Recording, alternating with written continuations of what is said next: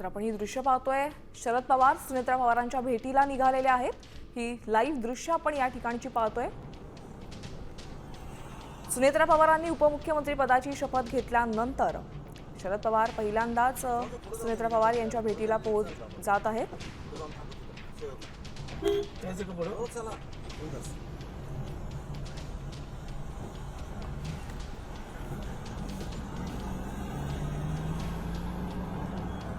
आपण पाहतोय की थेट दृश्य शरद पवार यांच्या ताफ्याची आहे। शरद पवार आता सुनेत्रा पवारांच्या भेटीला निघालेले आहेत। सुनेत्रा पवार यांनी उपमुख्यमंत्री पदाची शपथ घेतल्यानंतर पहिल्यांदाच शरद पवार सुनेत्रा पवार यांच्या भेटीला पोहोचणार आहेत। शरद पवार आज सुनेत्रा पवार यांची भेट घेणार आहेत। सहयोग सोसायटीत सुनेत्रा पवार यांची ही भेट होणार आहे। हे दृश्य आपण बारामतीतली पाहतोय। या ठिकाणी सहयोग सोसायटीमध्ये आज सुनेत्रा पवार यांची शरद पवार भेट घेणार आहेत।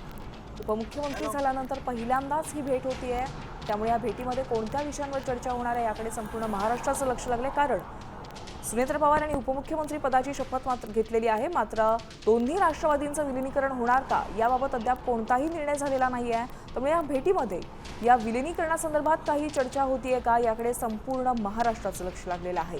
तर आज बारामतीतल्या सहयोग सोसायटीमध्ये सुनेत्रा पवार यांची शरद पवार भेट घेणार आहेत।